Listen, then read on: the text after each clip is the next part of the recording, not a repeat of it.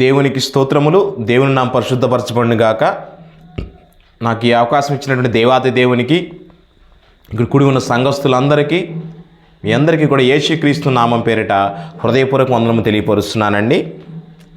దేవుని యొక్క మహాకృప ద్వారా ఇక 40 రోజులు ఉపవాస దినముల ప్రార్థన కుడికలలో 4వ రోజు ప్రార్థనా కొడుకులో నేను ఉండడానికి దేవుడు నాకు ఇచ్చిన సహాయాన్ని బట్టి మీ అందరి ప్రతి ఒక్కరికి కూడా దేవునికి స్తోత్రం తెలియపరుస్తున్నాను. ఇక 4వ రోజు జరుగుతున్న ప్రార్థనా కొడుకులో ప్రారంభం నుంచి ఇప్పటి వరకు కూడా దేవుడు సహాయం అందించాడు. ప్రారంభ ప్రార్థనలు దేవుడు తోడు నడిపించాడు, పాటలు దేవుడు సహాయం అందించాడు, అలాగే పరిశుద్ధ ఆరాధనలో కూడా దేవుడు సహాయం అందించి ఉన్నాడండి. అలాగే మనమందరం కూడా వాక్య భాగంలోకి వెళ్దాము. మనమందరం కూడా వాక్య భాగంలోకి వెళ్ళేటప్పుడు ప్రతి ఒక్కరు కూడా ప్రార్థనాపూర్వకంగా దేవుని యొక్క సన్నిధిలో కూర్చోవాలండి. దయచేసి ఎవరు కూడా అటు ఇటు తిరగవద్దు. మీ యొక్క సెల్ ఫోన్స్ కూడా సైలెంట్లో పెట్టుకోవాల్సిందిగా ప్రభు పేరట మనవి చేయుచున్నాను. మనం కొద్దిసేపు దేవుని యొక్క వాక్యాన్ని మనం విందాము. దేవుని యొక్క వాక్యాన్ని మనం వినేటప్పుడు శ్రద్ధగా మనం వినాలి. అయ్యా, ఈరోజు నా జీవితానికి కావలసిన వాక్యాన్ని నాకు అనుకూలించండి తండ్రి, అనుగ్రహించండి అయ్యా. అయ్యా, ఆత్మీయ ఆహారం నాకు కావాలయ్యా. నేను నా జీవితాన్ని, నా హృదయాన్ని సరి చేసుకోవాలి తండ్రి వాక్యం ద్వారా. అటువంటి వాక్యం నాకు కావాలి తండ్రి అని దేవుని యొక్క సన్నిధిలో కూర్చుంటే తన దాసుల ద్వారా దేవుడు అటువంటి ఎవరికి ఎటువంటి వాక్యము కావాలో అటువంటి జీవాహారాన్ని దేవుడు దయచేస్తాడు. కాబట్టి ప్రతి ఒక్కరూ కూడా ప్రార్థనాపూర్వకంగా దేవుని యొక్క సన్నిధిలో కూర్చోండి. మనం ప్రార్థన చేసుకుని వాక్య భాగంలోకి వెళ్దాము. అందరూ కూడా కళ్ళు మూసుకున్నట్టయితే మనం ప్రార్థన చేద్దాం. ప్రార్థన.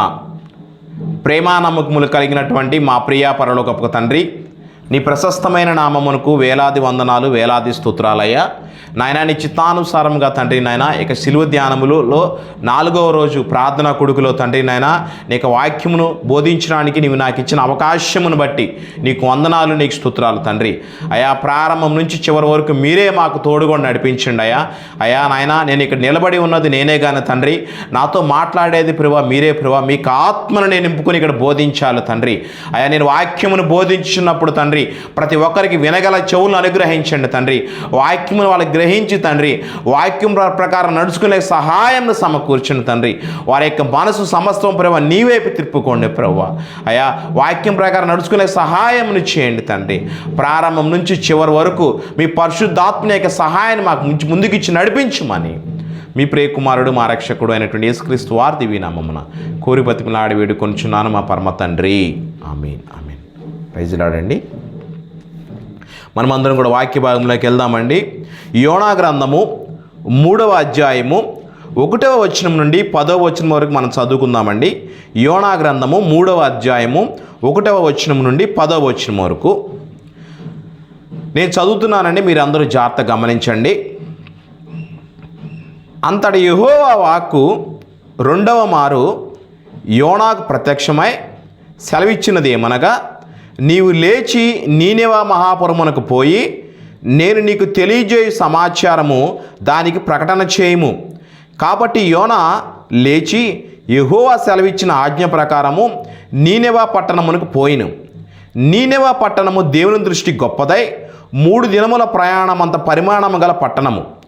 యోనా ఆ పట్టణములో 1 దిన ప్రయాణమంత దూరము సంచరించుచు ఇక 40 దినములకు నీనెవె పట్టణం నాశనమగునని ప్రకటన చేయగా, నీనెవె పట్టణపు వారు దేవుని యందు విశ్వాసముంచి ఉపవాస దినమును చాటించి గనులేమి అల్పులేమి అందరూ గోనిపట్ట కట్టుకొనిరి.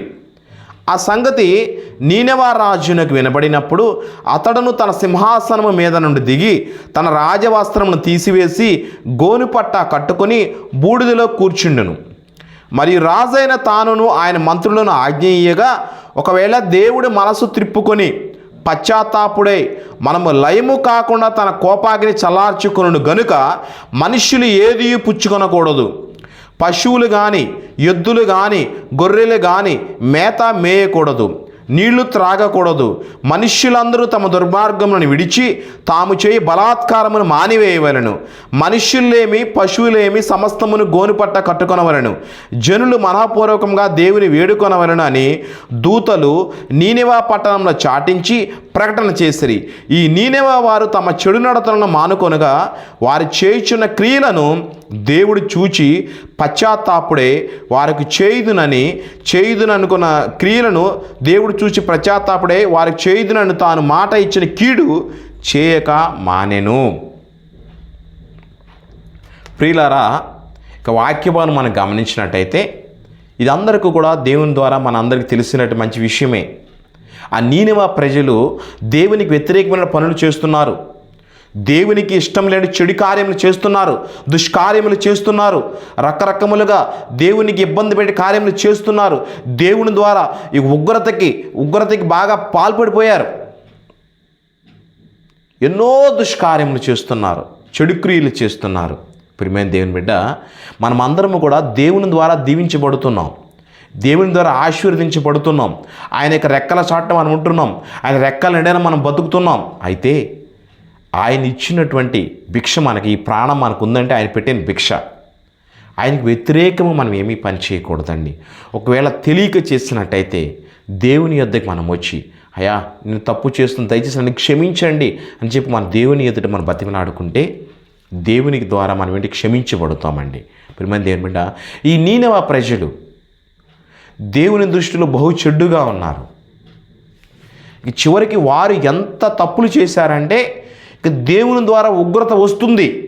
ఇక దేవుడు యోనాకు చెప్పాడు, ప్రవక్తకు చెప్పాడు, నువ్వు వెళ్ళి చాటింపు వేయి, ఆ గ్రామం అంతా, ఆ పట్టణాన్ని నాశనం చేయగలుగుతున్నాను, నాశనం చేస్తా నేను, నువ్వు వెళ్ళి వాళ్ళందరికీ చాటింపు చేయని చెప్పాడు.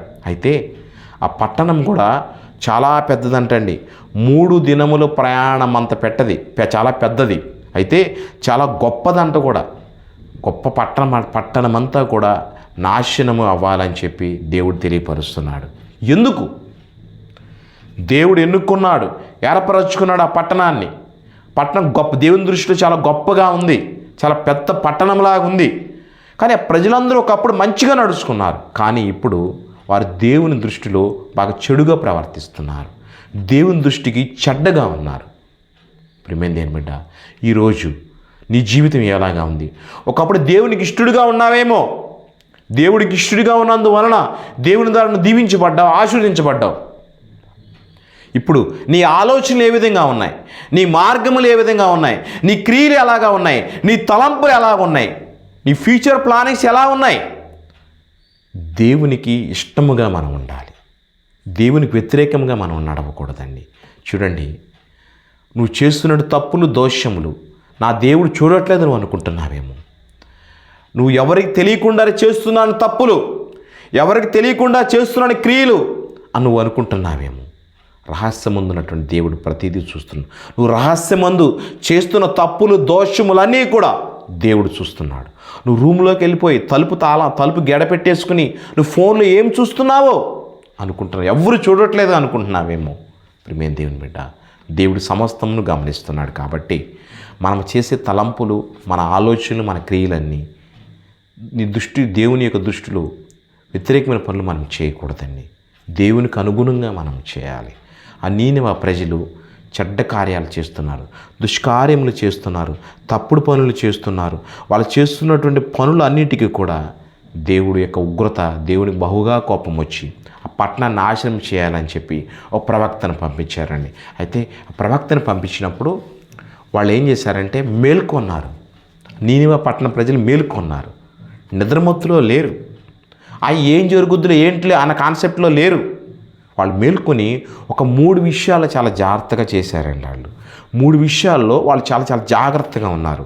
వాళ్ళు ఏ విధంగా జాగ్రత్తగా ఉన్నారో మనము కూడా అటువంటి జాగ్రత్తని మనం ఉన్నట్టయితే, ఒకవేళ మనము కూడా ఏదైనా తప్పులు, మీలో ఎవరైనా దుష్కార్యములు, తప్పులు దేవుని దృష్టిలో చేస్తున్నట్టయితే, వీళ్ళు చేస్తున్నటువంటి ఈ 3 విషయాల వల్ల దేవుని ద్వారా వస్తున్న ఉగ్రతను తప్పించుకోగలిగారు. ప్రియ సంగమా, ప్రియ సహోదరులారా, ఈరోజు కార్యక్రమం చూస్తున్నాం. ఈ యొక్క ప్రార్థన కూడికని ఎవరైతే వీక్షిస్తున్న వారందరికీ కూడా దేవాదేవుడు ఏం తెలియపరుస్తున్నాడంటే, దేవుని దృష్టికి మనం విధేయులై ఉండాలి, దేవునికి అనుకూలంగా మనం నడవాలి. చూడండి, మన వాక్య భాగంలోకి వెళ్దాము. వీళ్ళు ఏం చేశారంటే, మొదటిగా విశ్వాసముతో మనమందరం కూడా ఉపవాస దినము పాటిద్దాం, ఉపవాస దినమును పాటించుదాం. మనం ఉపవాసం ఉండి ప్రార్థన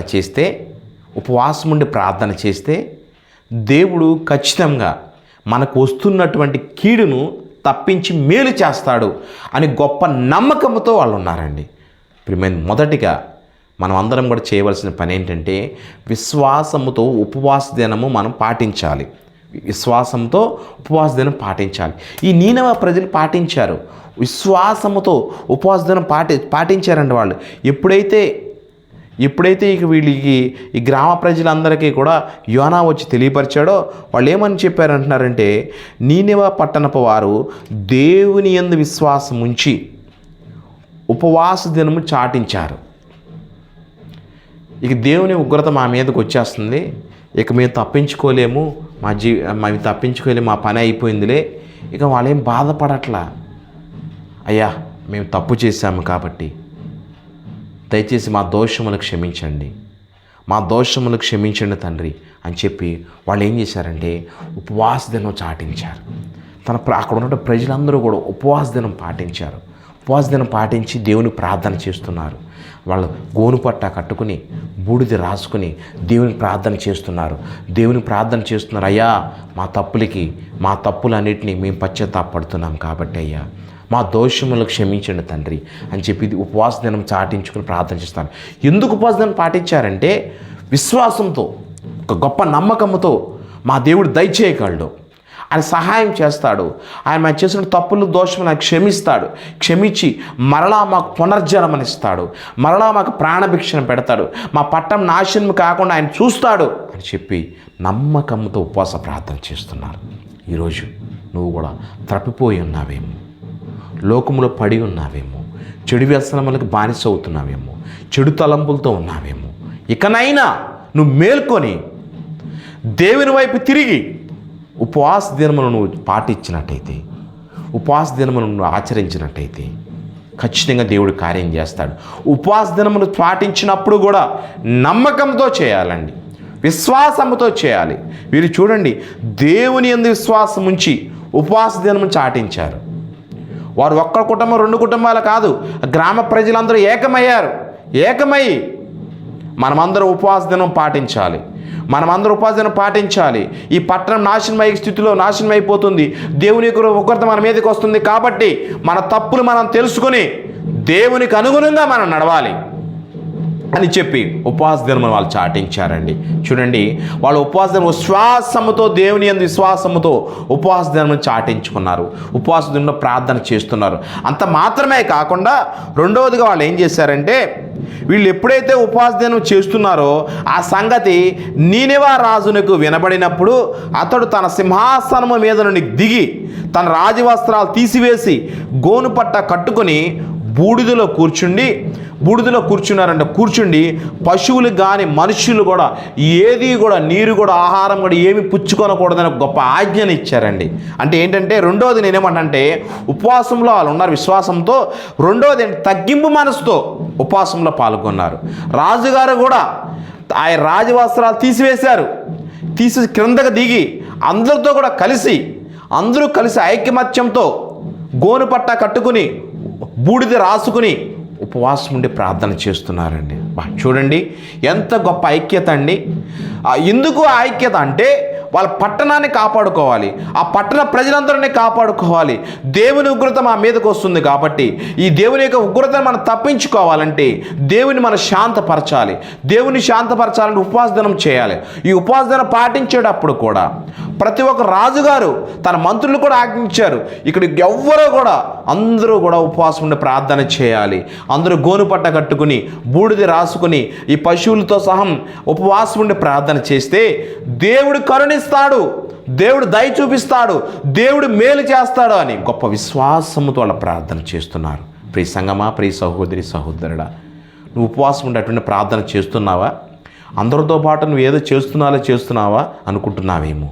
విశ్వాసంతో నువ్వు దేవునికి ప్రార్థన చేస్తే దేవుడు ఖచ్చితంగా నీ కార్యాలు నెరవేరుస్తాడు. ఈ రాత్రి కాలసిన దేవాదేవుడు నీతో సూటిగా మాట్లాడుతున్నాడు. ఆయన ఏమంటున్నాడు? తగ్గింపు మనసుతో విశ్వాసం ఉంచి దేవుని యందు ఉపవాస ప్రార్థన చేస్తే దేవుడు గొప్ప విజయాన్ని ఇస్తాడండి. చూడండి, మొదటిగా విశ్వాసముతో ఉపవాస ప్రార్థన చాటించుకున్నారు. రెండవది ఏంటంటే తగ్గింపు మనసుతోటి రాజుగారు కూడా రాజవస్త్రంను తొలగించి బయటకు వచ్చేసి అందరూ రాజుగారు అంతఃపురంలో ఉండకుండా సమాజంలో అందరూ రోడ్డు మీద ప్రజలందరి దగ్గరికి వచ్చి గోను పట్ట కట్టుకుని నాయకుడే అటువంటి తగ్గింపు మనసుతో చూసుకుని ఉపవాస ప్రార్థన చేశాడు. అటువంటి ప్రార్థనని దేవుడు ఖచ్చితంగా ఆలకిస్తాడండి. మూడవదిగా ఇంకా వాళ్ళు చేసింది ఏంటంటేనండి, వాళ్ళు చేసిన చెడు కార్యాలన్నింటినీ విడిచిపెట్టారండి. చూసారండి, వాళ్ళు గొప్ప గొప్ప ఒక తీర్మానాలు తీసుకున్నారు. మనుష్యులందరూ తమ దుర్మార్గములను విడిచి తాము చేయి బలాత్కారమును మానివేయవలను. రాజుగారు కూడా చెప్పారు, ఆజ్ఞ ఇచ్చారు. ఎవరెవరైతే తప్పులు చేస్తున్నారో, ఎవరైతే దుష్కార్యములు చేస్తున్నారో, ఎవరైతే బలాత్కారములు చేస్తున్నారో అవన్నీ పూర్తిగా మానేయాలి. దేవునికి వ్యతిరేకం పనులు ఏమీ చేయకూడదు. చాలామంది అండి ఉపవాసం ప్రార్థన చేస్తుంటారు, కానీ మరలా వారు చేసిన తప్పులు చేస్తుంటారండి.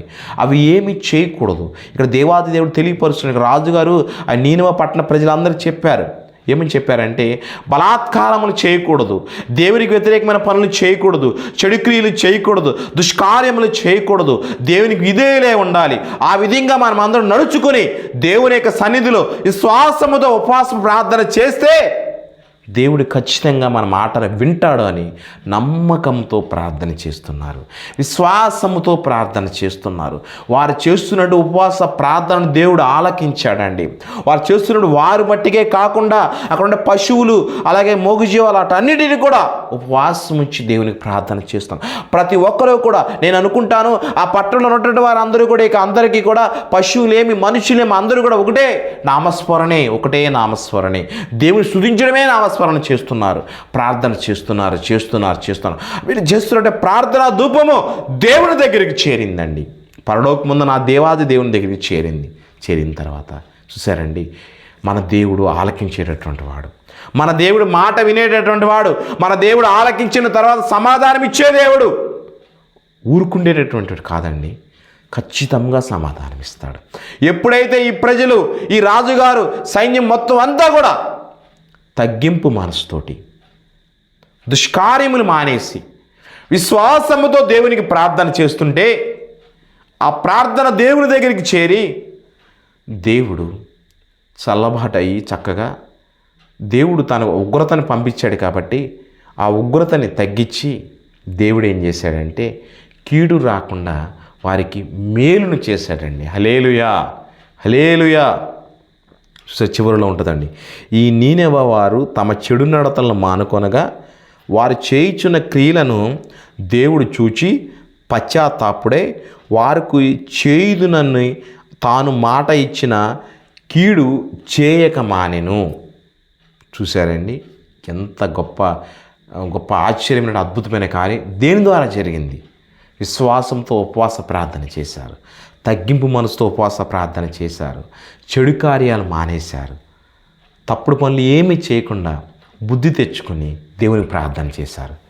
ప్రియ సహోదరి సహోదరుడా, నువ్వు ఇప్పుడు దాకా నువ్వు ఎటువైపు నడుస్తున్నావు, నీ మార్గం ఎటువైపు ఉంది, నీ తలంపు ఎటువైపు ఉంది, నీ క్రియలు ఎటువైపు ఉన్నాయి, నీ నడకత ఎటువైపు ఉంది.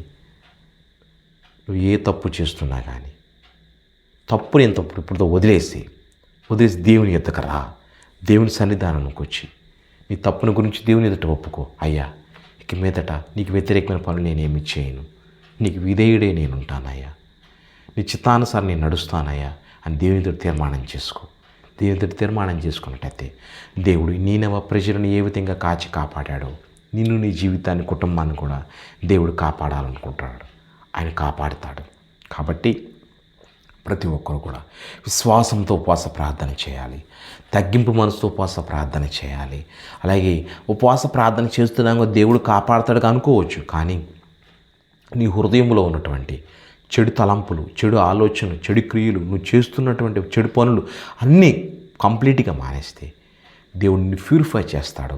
తనకి అవసరమైనటువంటి విలువైన పనిముట్టుగా నేను వాడుకుంటాడు, ఒక విలువైనటువంటి సాధనంగా నేను వాడుకుంటాడు. ప్రియ సంగమా, నువ్వు అటులాగా దేవునికి ఉపయోగపడే పనిముట్లాగా నువ్వు కావాలనుకున్నట్టయితే దేవుని సన్నిధాన్ని తీర్మానం చేసుకో, దేవుని సన్నిధిని తీర్మానం చేసుకో. దయచేసి అందరూ కూడా కన్ను మూసుకోండి, వాక్యం గురించి మనం తీర్మానం చేసుకొని ప్రార్థన చేసుకుందాం. ప్రియ సంగమా, ప్రియ సహోదరి సహోదరుడా, నీనెవె పట్టణ ప్రజలు దేవునికి వ్యతిరేకమైన పనులు చేస్తున్నారు కాబట్టి దేవునికి ఉగ్రత వచ్చింది. అయితే వాడు ఆ ప్రజలందరూ కూడా రాజుగారితో సహా తగ్గింపు మనసుతోటి విశ్వాసంతో ప్రార్థన చేశారు, ఉపవాస ప్రార్థన చేస్తున్నారు. వారి ప్రజలే కాకుండా ఇక పశువులు అందరూ మూగజీవాలు అన్నీ కూడా ఉపవాసం ప్రార్థన చేస్తున్నారు. అయ్యా మా పట్టణమును కాపాడండి, అయ్యా మా కుటుంబాలను కాపాడండి, అయ్యా మా జీవితాలను కాపాడండి అని ప్రార్థన చేస్తున్నారు. చేసేటప్పుడు కూడా చెడు ఆలోచనలు, చెడు తలంపులు అన్నీ వదిలిపెట్టి ప్రార్థన చేశారు. ప్రియ సంగమా, ఇక్కడ ఉన్నటువంటి వారందరూ కూడా దేవాదేవుడు తెలియపరుస్తున్నాడు. దేవునికి సన్నిధిలో తీర్మానం చేసుకో, దేవునికి సన్నిధిలో తీర్మానం చేసుకో. అయ్యా నేను నా చెడుతో నడతలని, చెడు క్రియలను, చెడు ఆలోచన హృదయం నుంచి కంప్లీట్గా తొలగిస్తానయ్యా, నిన్ను చేర్చుకుంటాను, నీ మాట ప్రకారం నేను నడుస్తాను అనుకుంటున్న వారందరూ కూడా దేవుని ఎదుట తీర్మానం చేసుకోండి. మీ కుడి హస్తాన్ని దేవుని వైపు చూపించండి, మీ కుడి హస్తాన్ని దేవుని వైపు చూపించండి. ఆమె తీర్మానాన్ని అంగీకరిస్తాడు, మీ తీర్మానాన్ని అంగీకరిస్తాడు, మీ తీర్మానాన్ని అంగీకరిస్తాడు. అయ్యా ఇక నుంచి నేను నిశ్చితానుసారంగా నడుస్తాను, నీకు విధేయుడిగా నడుస్తాను ప్రభా, నాలో ఉన్న చెడు క్రియలను తొలగించుకుంటానయ్యా అని చెప్పి అనుకుంటూ వాళ్ళు కుడి హస్తాన్ని దేవుని వైపు చూపించండి, దేవుని వైపు చూపించండి, కుడి హస్తాన్ని దేవుని వైపు చూపించండి. మీ తీర్మానాన్ని దేవుడు అంగీకరిస్తాడు, దేవుడు అంగీకరిస్తాడు. మీ తీర్మానం అంతా కూడా దేవుడు స్థిరంగా ఉండాలని మనందరం కూడా కలిసి ప్రార్థన చేద్దాం. కుడి హస్తాన్ని క్రిందకి దింపండి, క్రిందకి దింపండి. మహాపరిశుద్ధుడా, మహారక్షకుడా, నీ మహోచ్చరం గురించి నీ నామనికి స్తోత్రం చెల్లించినామయ్యా. ప్రభువా నీకు వందనాలు తండ్రి, నీకు స్తోత్రాలయ్యా. మా రాజ్యానికి వందనాలు, మా తండ్రి నీకు వందనాలు తండ్రి. అయ్యా నీ చిత్తానుసారంగా తండ్రి ఇక 4వ రోజు శిలువ ధ్యానముల కూడికలలోనైనా జరిగినటువంటి కూడికలో ప్రారంభం నుంచి చివరి వరకు మీరు మాకు తోడుగా నడిపించారు తండ్రి. వాక్య భాగంలో మీరు మాతో మాట్లాడారయ్యా.